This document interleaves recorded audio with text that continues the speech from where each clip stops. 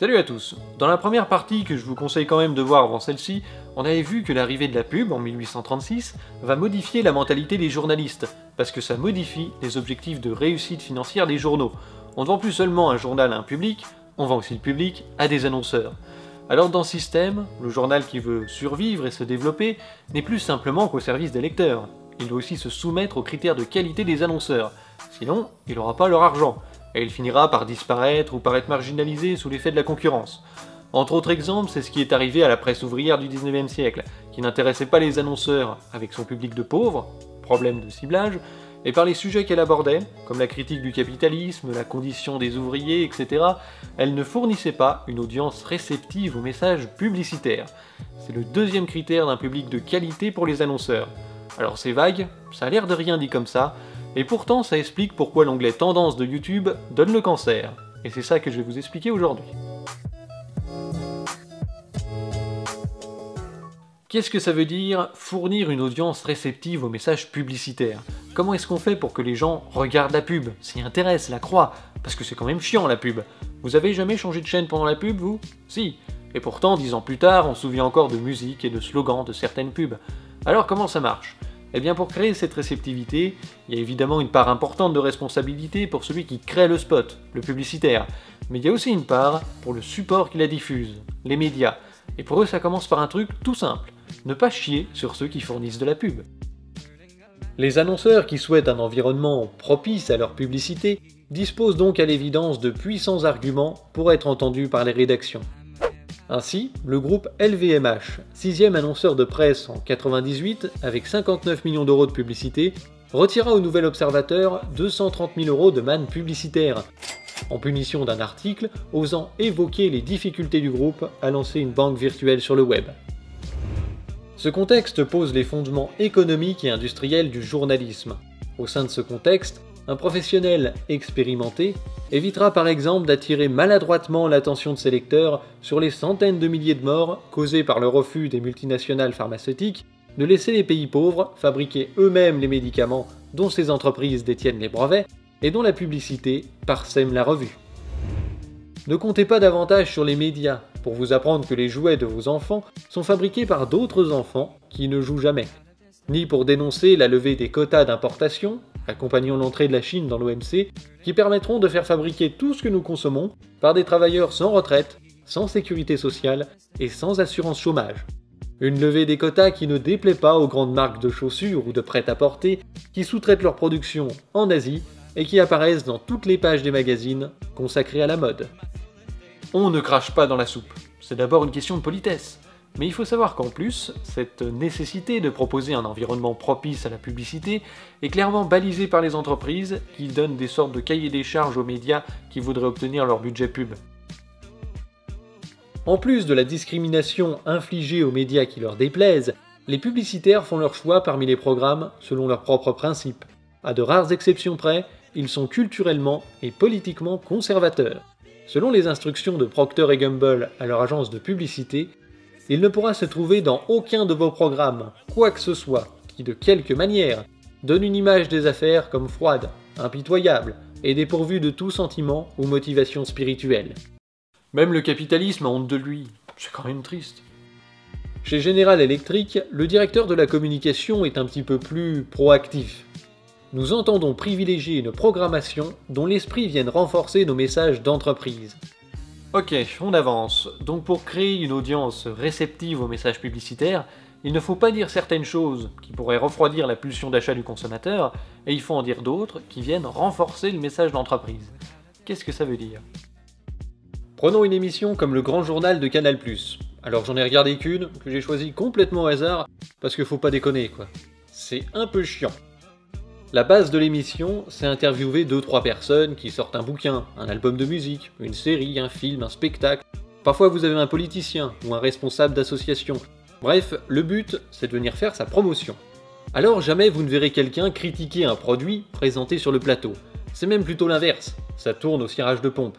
Mais c'est ce qui fait du bien dans votre livre, cette distance qu'il y a, justement, même si vous parlez de choses terribles qui sont en train de nous arriver et tout ça. Parce que c'est pas rigolo tous les jours. C'est ça. Même. Mais il y a quand même ce regard qui semble presque apaisant, comme si c'était votre recul naturel. votre manière de regarder les choses et votre expertise, et du coup, ça rassure presque. Tu veux dire qu'Anne Sinclair te rassure, André? Oui, c'est ça. Ouais, je traduis. Hein, C'est l'écriture qui permet la mise à distance. Toute l'interview est comme ça. En voilà une belle émission qui vient renforcer le message d'entreprise d'Anne Sinclair. Achetez mon bouquin, il est vraiment super. Même si j'ai pas bien compris de quoi ça parlait. Bref, dans le même genre, un magasin de bricolage sera très content de mettre sa pub au milieu d'une émission de bricolage qui explique aux gens comment réparer ses chiottes avec les produits qu'on trouve dans son commerce. Il ira même jusqu'à sponsoriser l'émission pour qu'elle existe. Cet exemple est plutôt évident, mais toutes les émissions ne sont pas aussi spécialisées et cohérentes avec la pub qui les suit. Alors si on devait promouvoir une sorte de message d'entreprise commun à tous ceux qui achètent des encarts pub, ce serait lequel à votre avis? La validation de la société de consommation. Dans ce genre d'émission, les animateurs ne sont pas des marxistes qui dénigreraient sans arrêt la dernière mode à la con ou les produits inutiles vendus à grands coups de marketing. C'est tout le contraire. Ils lâchent régulièrement un petit mot qui va légitimer un comportement social de consommateur, et ils le font naturellement. C'est d'ailleurs pour ça qu'ils ont obtenu le poste. Alors ça peut être des compliments, genre « vous avez une jolie montre, une jolie coiffure, ah que vous êtes bien habillé aujourd'hui ». Et puis après vous avez la météo. Tiens, il va faire beau. Mesdames, messieurs, c'est le moment idéal pour partir en week-end, faire des barbecues, penser à mettre de la crème solaire, etc.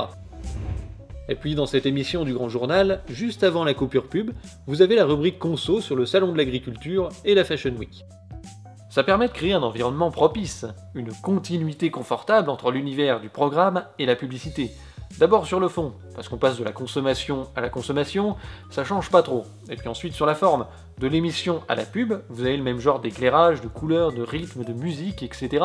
Si bien qu'il est arrivé à tout le monde de se poser devant une émission un jour, et puis de se dire « Merde, c'est la pub depuis combien de temps là ?» Et ça, malgré l'annonce de la pub pendant l'émission et le spot de transition qui est une deuxième annonce. Alors à ce stade, on va faire une petite expérience. Installez-vous confortablement et profitez du paysage.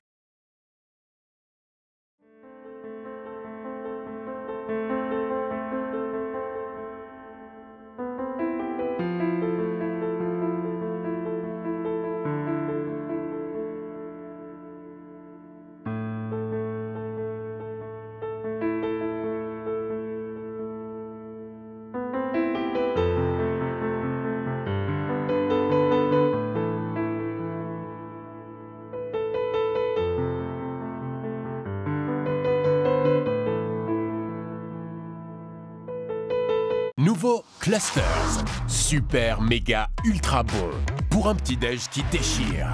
Des pépites de céréales croustillantes enrobées de chocolat qui vont changer ta vie. Ou pas, mais c'est juste trop bon. Oh, le sacrilège. Mets un pouce bleu si toi aussi t'as vomi. Alors si on a été autant dérangé par le passage du programme à la pub, c'est simplement parce que je n'ai pas créé un environnement propice à cette publicité. Vous n'étiez pas disponible pour vous bouffer ce spot. Par contre, quand je vous ai demandé de mettre un pouce bleu, là c'est passé tout seul. Parce qu'il y a un contexte, on est sur YouTube, ça vous a peut-être fait sourire, mon message d'entreprise s'intègre correctement dans la vidéo.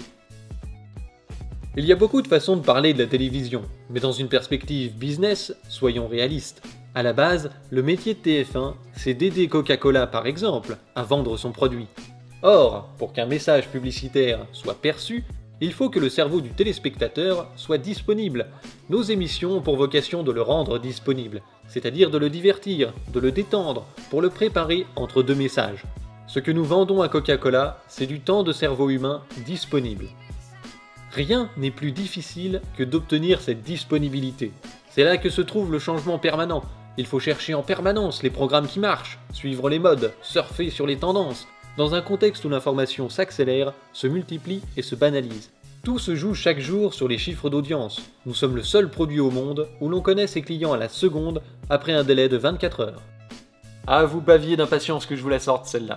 Je sais que beaucoup connaissent cette fameuse phrase de Patrick Lelay, l'ancien PDG de TF1, et quand on imagine que les médias travaillent pour leur public, avec des chartes du devoir chevillées au corps, eh ben le décalage choque au moins autant qu'une pub cluster après un joli timelapse.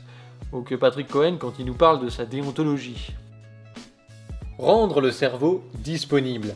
On arrive là au summum du raffinement dans la satisfaction du double marché. Aujourd'hui, grâce à toutes les recherches sur la psychologie humaine, la psychologie des foules, les neurosciences, On essaye, avec plus ou moins de succès, de stimuler l'inconscient du consommateur pour l'asseoir devant un programme, le garder et lui imprimer un message dans le cerveau sans qu'il puisse résister, même s'il le souhaite. La société Neurosense, la plus grosse entreprise européenne de neuromarketing, a mené une étude sur l'implication du spectateur lorsqu'il regarde une publicité. Le client de cette étude, la chaîne MTV, veut savoir s'il n'y a pas moyen d'affiner les tarifs des espaces publicitaires en fonction des programmes qui les entourent. Là encore, un cobaye sous IRM regarde une émission, en l'occurrence South Park, entrecoupée de publicités. Where were you the day the tsunami struck? Where were you the night of the Paddington Rail disaster? Nous avons découvert que l'ensemble du cerveau est bien plus actif quand les publicités sont vues dans un contexte pertinent que l'inverse, comme les aires cérébrales impliquées dans la mémoire, l'attention, la compréhension, les traits émotionnels dominants et ainsi de suite. Donc un large éventail de zones cérébrales.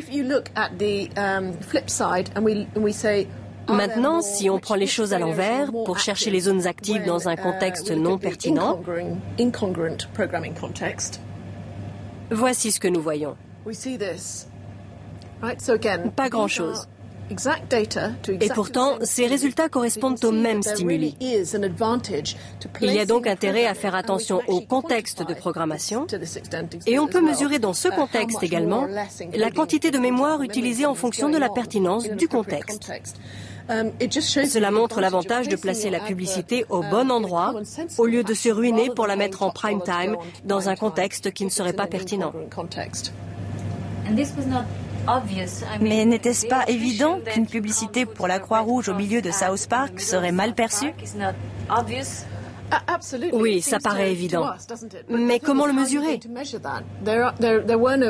Il faut des mesures objectives pour faire changer la pratique des annonceurs, même si cela semble relever du bon sens.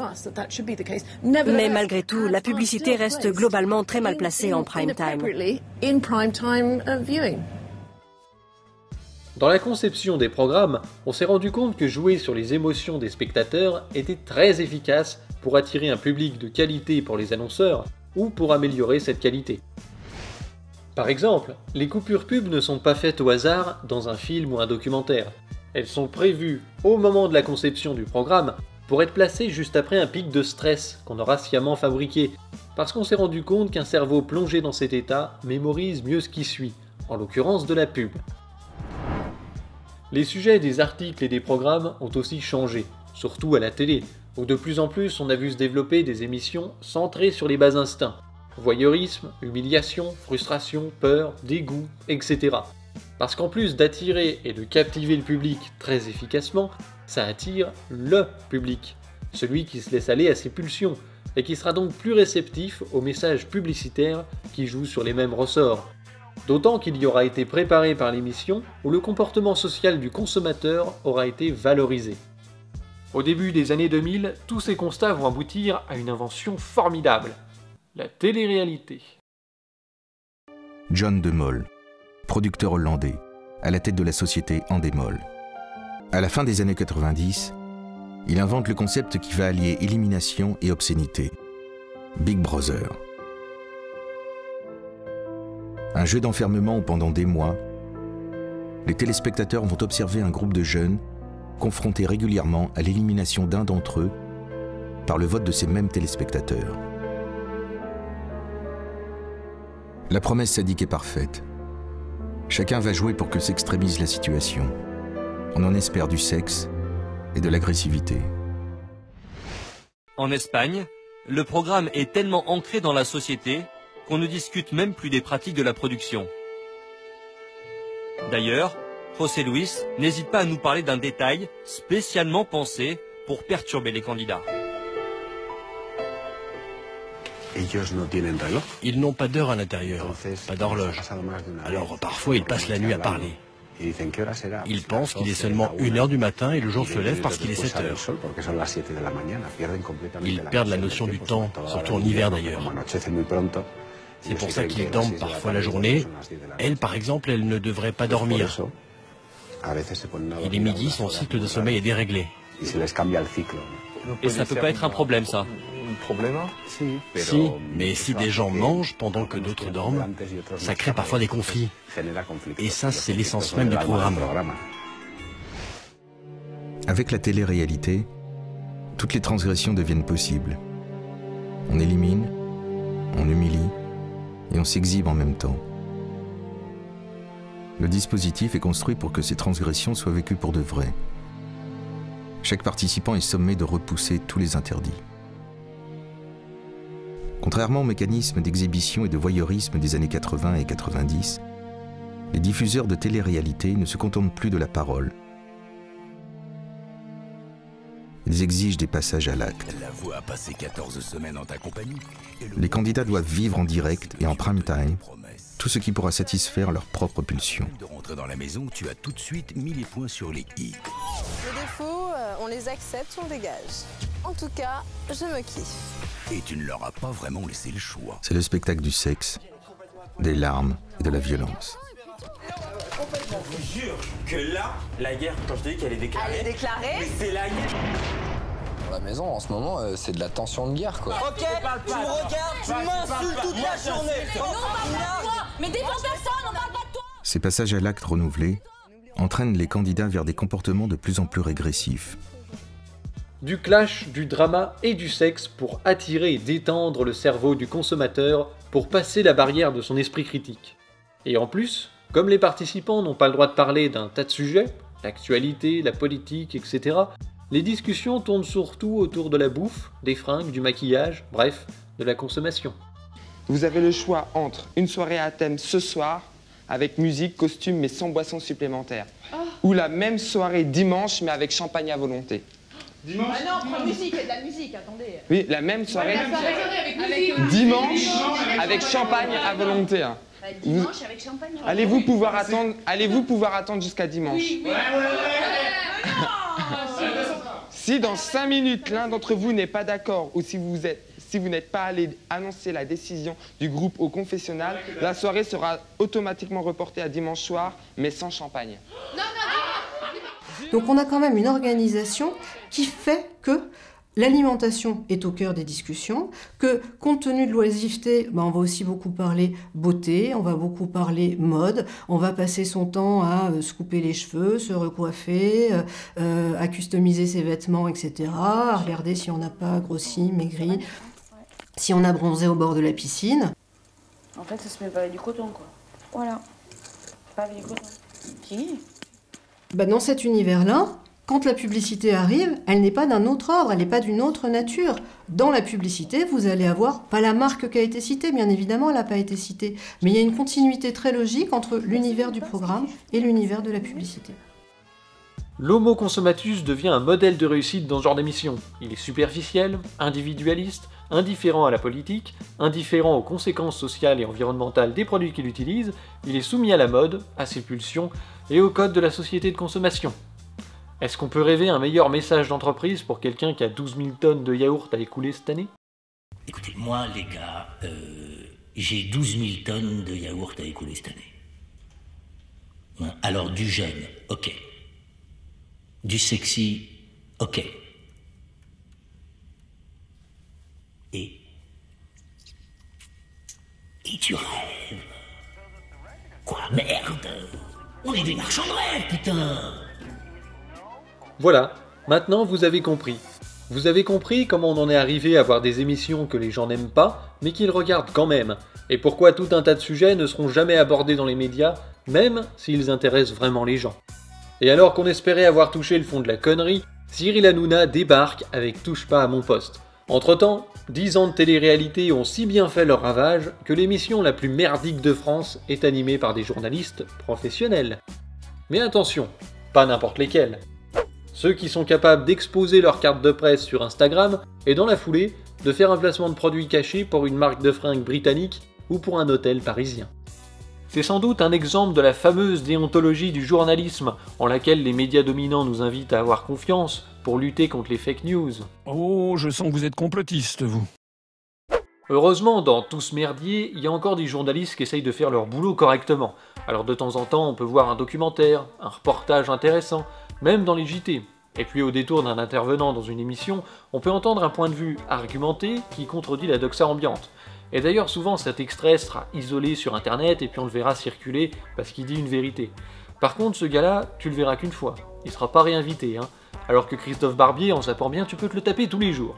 Ça c'est l'importance de la répétition en propagande. Et puis, il y a les irréductibles de la presse qui ne touchent pas un centime de pub, comme Fakir, Le Canard Enchaîné, Charlie Hebdo, 60 millions de consommateurs, et puis d'autres. C'est pas forcément les journaux les plus influents dans la population, ou dans le microcosme médiatique parisien, mais ils ont une utilité très importante pour la presse. À quoi ça sert des journaux sans pub? Moi j'ai une réponse. Philippe Val ? Ça sert de surmoi, je pense. Plus un journal est indépendant, plus il est dans l'inconscient des autres journaux. Ils savent que de toute façon, dans un journal indépendant, il va sortir quelque chose que peut-être peuvent pas faire, ou qu'ils veulent pas faire, ou qui sont plus trop prudents pour faire, ou alors ils n'ont pas la possibilité. Au moins ils savent, on sert déjà à ça. Il peut y avoir une information très difficile à publier, qu'aura un journaliste de je ne sais quelle rédaction du Monde ou du Figaro ou de Libé.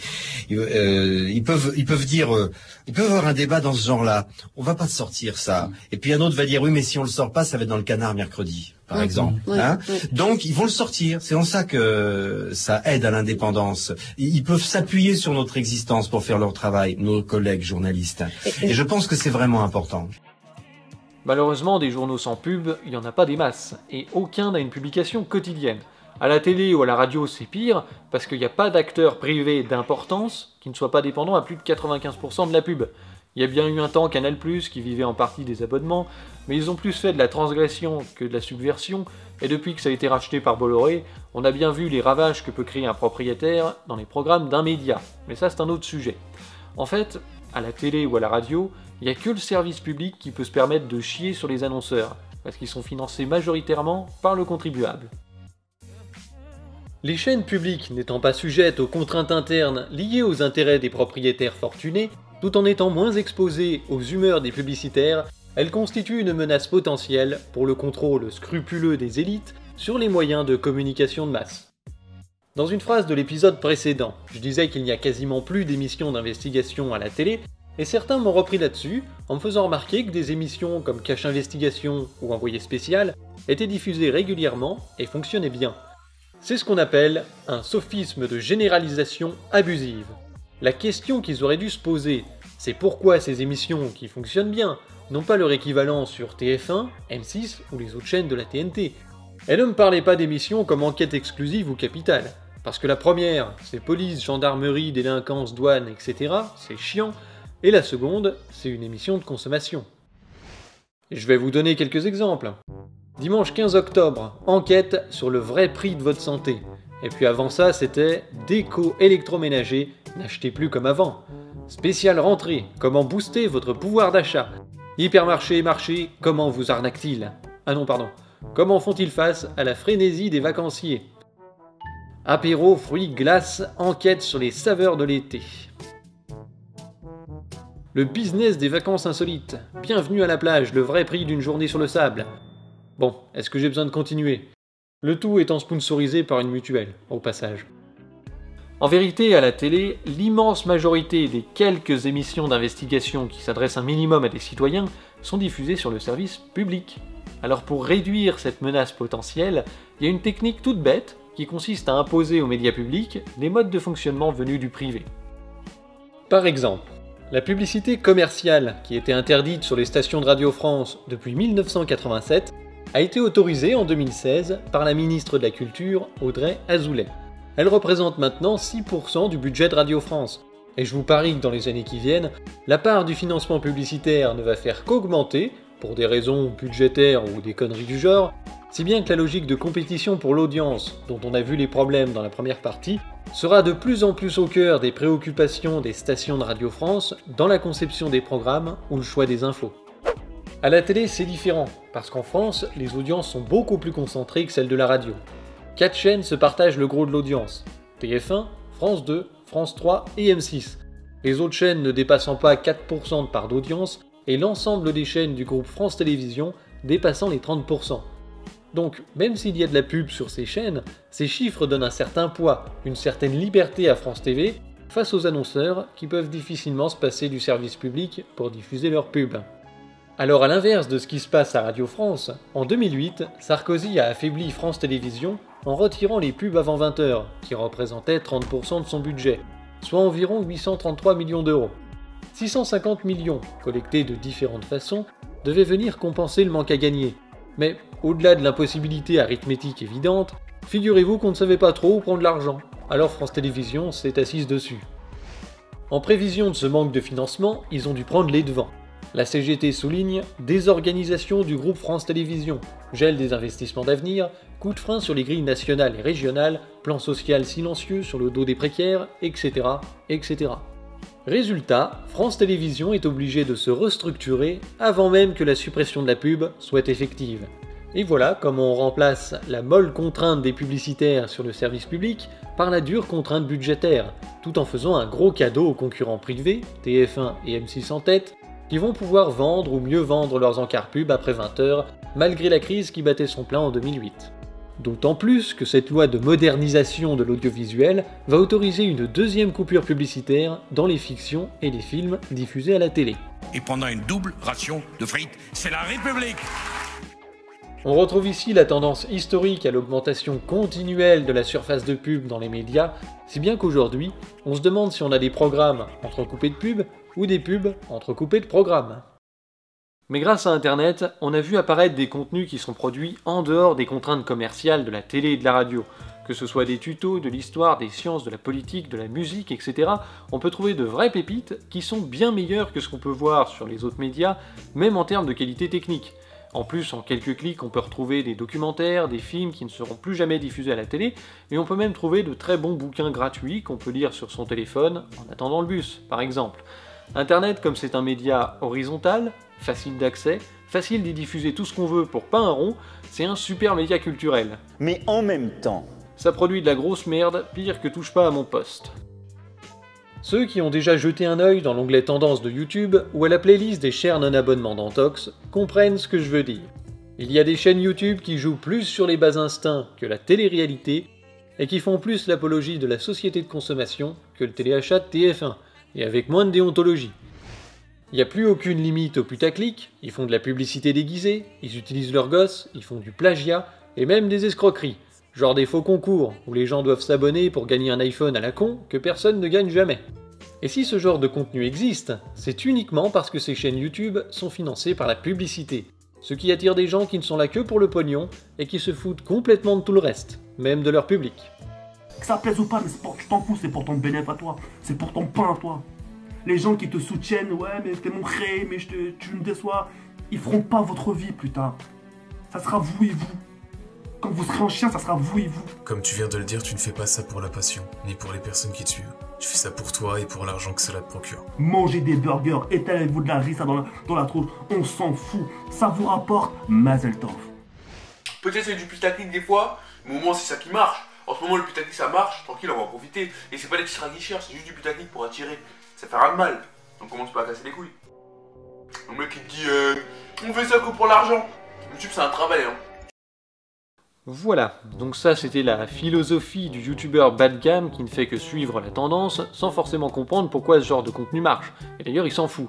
Alors de là à réfléchir aux conséquences de tout ça sur la société, on va peut-être pas trop en demander, hein.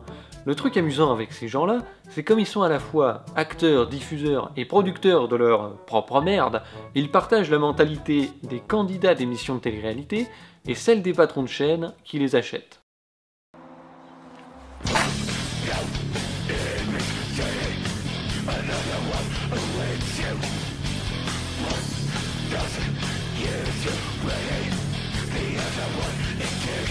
Ce que vous avez vu hier, c'est rien. Et pour le mois d'août, je reviens, le drone, c'est rien par rapport à ce que vous allez voir mi-août. Mi-août, ça va être du sale. Mi-août, il y a des gens qui vont se tirer les cheveux. Pour vous faire une confidence, ça m'a fait bander aussi. Ça m'a fait vraiment bander de voir cette vision. Leur haine. Les gens, ils ont eu le seum. Et j'en ai rigolé. Et ça m'a bien fait bander, croyez-moi. La domination de l'autre et le narcissisme, la cupidité et le cynisme deviennent les valeurs dominantes. Franchement, là, Par exemple, quand Quentin m'a dit c'est moche ce que tu fais, j'avais qu'une envie de lui dire je sais ce que je vaux, je suis pas n'importe qui, alors tu fermes ta gueule parce que toi t'es une merde à côté de moi. Et dès qu'on me fait une petite remarque, un pic comme ça, j'ai envie de les rabaisser plus bas que terre, leur faire du mal, qu'ils se mettent à pleurer, à ramper. Et ça me fait du bien de voir les gens comme ça en plus. Ben on est pratique, mais attendez. L'objet de TF1, c'est de faire des émissions qui rassemblent la plus grande majorité des Français chaque soir. Alors, est-ce que ça fait progresser la civilisation et la morale? Je ne peux pas vous dire. Dans le modèle économique de TF1, ce qui compte, c'est que vous soyez nombreux à regarder et que vous restiez pendant la pub. Sur YouTube, le clic suffit. Alors on attire les gens avec une vignette et un titre bien putaclic, et une fois que le gogo est sur la vidéo, la pub il vient de la voir. Donc qu'il reste ou pas, on s'en fout. Tant pis si le contenu c'est du creux dans du vide. Et c'est d'ailleurs pour ça qu'on le harcèle dès la première seconde, pour qu'il s'abonne, qu'il mette un pouce bleu, qu'il partage, qu'il commente, qu'il en parle à sa mère, etc. Et on lui fait miroiter des petits concours bidons pour le motiver. Il fait quoi là? Oh! Oh, qu'est-ce qu'il a fait? Ah mais du coup ça va venir. Ah! Une carte Google Play de 50 € est cachée dans la vidéo, sois le premier à la retrouver pour gagner cet argent. Oh, shut up.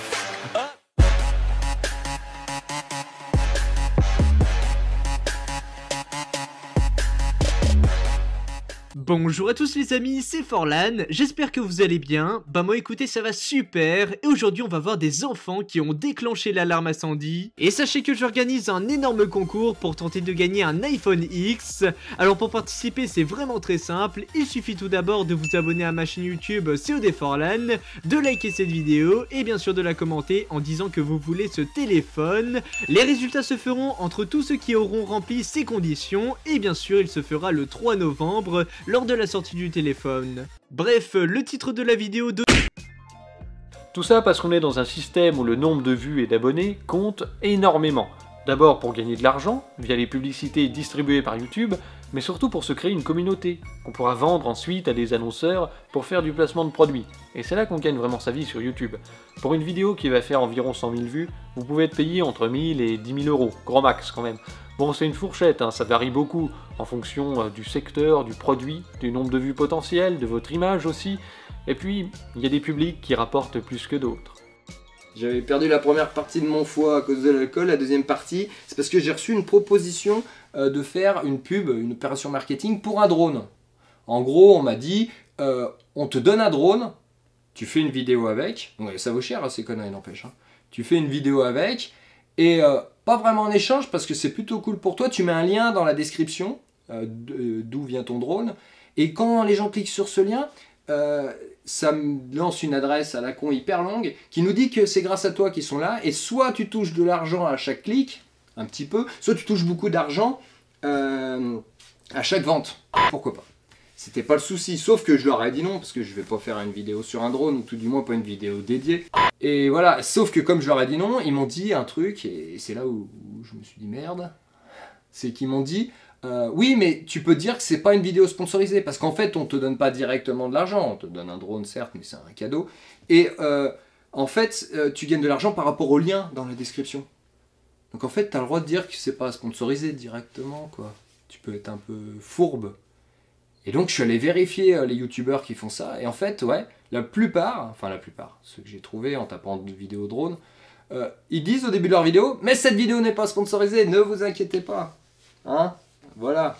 Ils nous ont donné un drone, vous pouvez cliquer sur le lien qui me rapportera de l'argent, mais cette vidéo n'est pas sponsorisée. Et évidemment, tout le monde le croit. Voilà. Et je me suis dit que c'était un petit peu abusé, dans le sens... atteinte à la crédulité, quoi.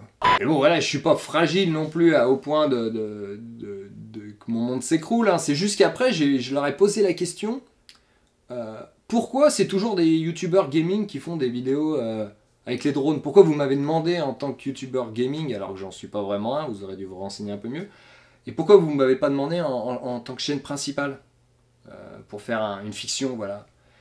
Et ils m'ont répondu à un truc assez cool, c'est que en fait, pour les publicitaires, on va dire, ouais, le public des youtubeurs gaming est le public le plus crédule et le plus enclin à faire des achats compulsifs, tu vois, de choses, comment on dit, de choses secondaires, de choses inutiles. Un drone, quoi. Voilà, un truc qui n'était pas obligé d'acheter. C'est ce public, en fait, si tu regardes du YouTube gaming, t'as déjà été sélectionné, en fait. Hein, et c'est pour ça qu'il y a une mise en avant, peut-être, bon là après c'est supposition, qu'il y a une mise en avant globale, c'est parce que la publicité s'intéresse à ce public. Et c'est vrai qu'il y a un truc dont je viens de me rendre compte en ce moment, justement ce mois-ci, c'est que quand tu mets une de tes vidéos dans la catégorie jeux vidéo, il y a directement 2 fois plus de publicité que si tu la mets dans la section humour par exemple. Hein, donc les publicitaires s'intéressent à ce créneau-là. Au point que je vais peut-être mettre toutes mes vidéos dans la section jeux vidéo, parce que je suis sûr que c'est pas vraiment, ça n'a pas d'autre rapport. C'est juste que les publicitaires disent on va mettre sur les jeux vidéo. Tu vas me dire oui mais c'est pour les pubs pour les jeux vidéo. Eh ben pas seulement. Hein. J'ai regardé un petit peu les pubs qui passent et tout. Pas seulement. Loin de là même. Hein. Souvent pour comment y appeler pour pas vous vexer. Pour des conneries. Non c'est pas ça. Coupé au montage. Public du gaming, bravo! Vous avez été présélectionné pour donner un petit peu plus de votre cerveau, de votre temps de cerveau à la publicité. Et c'est un peu pour ça que je faisais ce test de gaming. C'est ça que je voulais dénoncer en fait. C'est ces techniques de manipulation qui sautent un petit peu aux yeux quand même. Et quitte à passer peut-être un peu pour un vieux con et un rabat-joie. Hein. On pourrait penser que si les gens regardent des contenus très cons, c'est qu'ils le sont.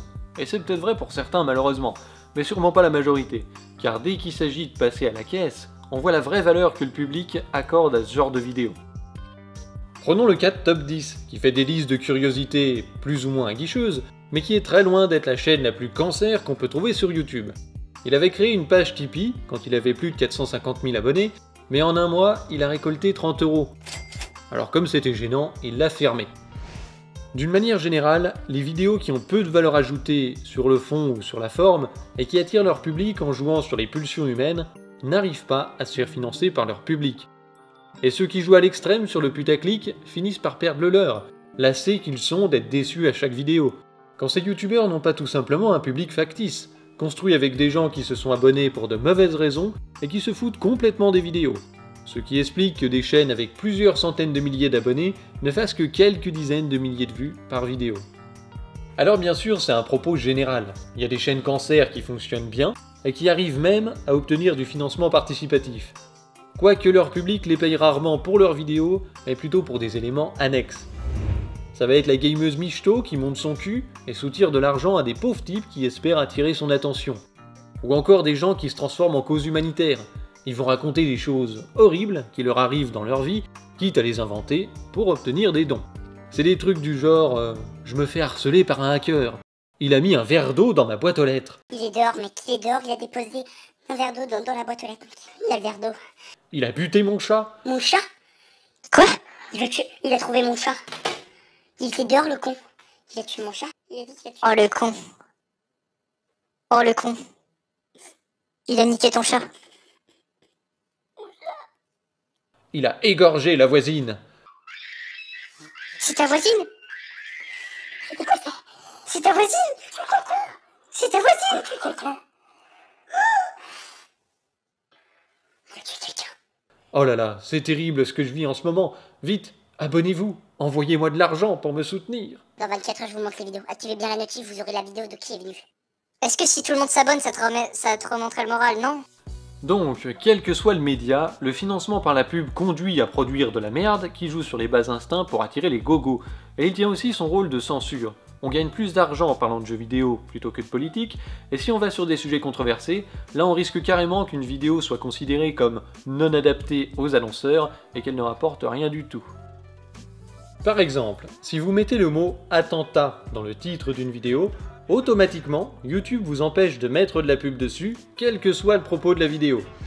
Et les choses se sont durcies en mars 2017, quand une enquête du Times a montré que les publicités pouvaient apparaître sur des vidéos discriminantes, racistes ou de propagande de Daesh par exemple. Ce qui a conduit au boycott de la plateforme par les annonceurs, jusqu'à ce que YouTube règle le problème. Et c'est ce qu'ils ont fait. Ça a commencé par une sorte de nettoyage des contenus monétisés jusqu'à maintenant, mais susceptibles de froisser les annonceurs. C'est pour ça que la première partie de ma vidéo sur Trump et les médias s'est retrouvée du jour au lendemain, avec une limite d'âge et une interdiction de monétiser. Mais le truc bizarre, c'est que la deuxième partie n'a pas reçu cette limite d'âge, alors que c'est le même sujet, le même titre et le même niveau de langage dans les deux vidéos. Du coup, comme il donnait aucune justification, et par principe, j'ai envoyé une réclamation à YouTube en faisant remarquer que si cette vidéo méritait une limite d'âge, il allait falloir en mettre une sur tout YouTube. Et voici ce qu'ils m'ont répondu. Après avoir examiné plus attentivement votre vidéo, nous avons déterminé qu'elle risque de ne pas convenir à tous les publics, malgré le fait qu'elle respecte le règlement de la communauté. Une limite d'âge a donc été appliquée. Ok, donc même si tu respectes le règlement, du jour au lendemain, YouTube peut démonétiser tes vidéos, mettre une limite d'âge qui va handicaper sa diffusion, puis pourquoi pas un jour les supprimer, hein, pendant qu'on y est. Bon quand même, je pense pas qu'ils se tirent cette balle dans le pied. Quoi qu'on sait jamais, mais là, ça sent surtout le coup de com'. À mon avis, le but c'était juste de faire du chiffre, pour montrer qu'ils ont interdit de publicité des milliers de vidéos controversées, et que la situation dénoncée par le Times est maintenant révolue. Donc première chose, ils ont nettoyé la plateforme vite fait mal fait pour rassurer les annonceurs, et deuxième chose, ils ont modifié leur algorithme pour améliorer le ciblage des pubs et éviter que la polémique ne refasse surface. Le problème c'est qu'un algorithme c'est extrêmement con, ça ne prend pas en compte le contexte. Par exemple, si vous faites une vidéo d'histoire sur la croix gammée dans un but pédagogique, comme Nota Bene, eh bien avec les modifications, vous ne pouvez plus mettre de pub sur cette vidéo. Sur Facebook, Nota Bene explique que YouTube veut rassurer les annonceurs en évitant ce genre de sujet. La solution ? Accepter que mes vidéos sur des sujets pareils soient démonétisées définitivement, ou revoir ma ligne édito pour coller plus à l'esprit YouTube. Des tops sur les plus gros boobs de France, sur les accidents de manège, des vidéos pranks sur ma grand-mère. Ok, prochaine vidéo, top 10 des pranks d'accidents de manège avec des gros boobs, et puis des grand-mères. D'autres vidéastes orientés plus humour, parodie ou fiction ont eu le même problème, parce que l'algorithme ne fait pas la différence entre une insulte tenue pour de vrai ou tenue dans un cadre fictionnel. Donc, si tu veux maximiser tes revenus publicitaires, il faut faire des choses très consensuelles dans le domaine du jeu vidéo. Tu gagneras plus d'argent et YouTube te mettra plus en avant que les contenus polémiques. Et en plus de ça, cette personne m'a dit bah écoute, si tu veux faire des contenus un peu vulgaires, un peu comme ci, comme ça, fais-les. Mais du coup, tu gagneras moins d'argent. Et ce que tu fais à côté, tu fais des contenus lisses. Qui, eux, seront hyper ad-friendly. Je vous jure, la personne de YouTube m'a dit, en gros, crée sympa, mais quand tu veux du pognon, sois pas créatif et fais du truc lisse. Fais lisse. Et puis ça sera bien. Bien sûr, c'était pas dit dans ces termes, c'était un peu plus enrobé et plus gentil. Mais l'idée était là. En gros, les gens de YouTube eux-mêmes sont en train de dire aux YouTubeurs qui se plaignent de ça, qu'en gros, ça ne bougera a priori pas, que ça va même s'installer bien de manière forte et présente et puissante, et que ça va être à eux de s'adapter à ça, d'adapter leur production, d'adapter leur créativité, de se brider dans leur création pour pouvoir gagner du pognon. Voilà, maintenant vous avez compris.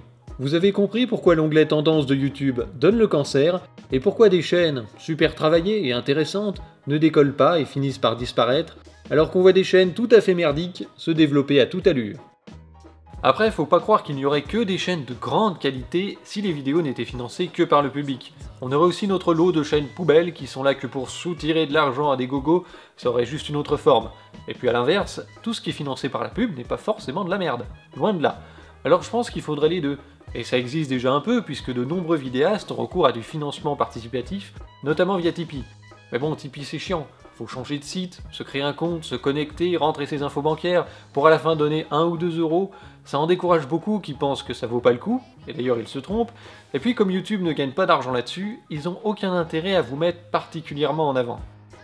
Ce serait sans doute plus pratique si YouTube intégrait la possibilité de faire des dons directement sous les vidéos.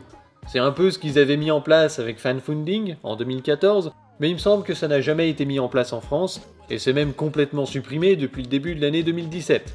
Maintenant, les seules possibilités de dons via YouTube, c'est pendant des directs. Donc je pense que YouTube ne deviendra jamais une plateforme de financement participatif, j'imagine que ça doit pas être assez rentable. Par contre, il est clair qu'ils font tout pour séduire les annonceurs. Alors vous allez voir que dans les années qui viennent, ils vont sans cesse durcir les critères de leur algorithme pour améliorer le ciblage des pubs, et qu'ils vont privilégier des vidéos qui créent un environnement propice à la publicité. Donc l'avenir est plutôt sombre. Ce qui pourrait être un super lieu d'expression va sûrement devenir une vaste émission de télé-réalité merdique, ponctuée de téléachats et de publicité déguisée. Mais on a encore quelques petits moyens de résister, même si c'est vrai que ça changera pas grand chose à la tendance de fond, faut pas se faire d'illusions. L'un des plus importants de ces moyens, c'est évidemment le pognon. N'oubliez pas que celui qui paye commande. Si vous ne financez pas les vidéastes, faut pas vous plaindre si ceux-là vont chercher leur argent du côté des annonceurs en faisant du putaclic et des placements de produits subtils. Alors après, je ne suis pas clair petit, et je sais très bien que tout le monde n'a pas 5 € à la fin du mois. Bon sang, regardez un petit peu ailleurs. Ouh, ça va messieurs, dames. N'allez arrêter. Si à 18, 19 ans, 20 ans, 24 ans, vous commencez à pleurer parce qu'on vous enlève 5 €, qu'est-ce que vous allez faire de votre vie? Qu'est-ce que vous allez en faire? Un deuxième moyen tout aussi important qu'a le public de se faire entendre et de mettre un peu les pieds dans le plat, c'est d'utiliser l'algorithme pour encourager ou pourrir une vidéo. Quand vous tombez sur une vidéo merdique, mettez un pouce rouge. Et quand c'est bien, utilisez les pouces bleus, les partages, les commentaires. Alors j'ai bien conscience que j'enfonce une porte ouverte en disant ça, hein, tout le monde est au courant, mais je vous le redis parce qu'on a tendance à sacraliser ces trucs et à les utiliser que quand c'est très bien ou que quand c'est très pourri. Mais faut s'en servir tout le temps, parce que ça va influencer le référencement des vidéos, et donc soit aider à faire connaître un vidéaste, soit au contraire l'inciter à produire autre chose, à force de se prendre une avalanche de pouces rouges sur la gueule. Sauf quand vous avez affaire à des gros cons du FN qui ne sont pas capables de comprendre qui vous critiquez dans une vidéo. Mais ça c'est un autre sujet. Voilà, c'est la fin de cette vidéo, j'espère que vous y voyez un petit peu plus clair dans tout ce merdier. N'hésitez pas à jeter un œil dans la description, parce que j'ai mis des liens vers d'autres vidéos si vous voulez creuser le sujet. J'en profite aussi pour faire un truc que je fais pas assez souvent, c'est dire un grand merci aux tipeurs, sans qui j'aurais déjà jeté l'éponge depuis longtemps. Donc merci à eux, et merci à vous d'avoir regardé cette vidéo jusqu'au bout. Quant à moi, je vous donne rendez-vous pour la prochaine.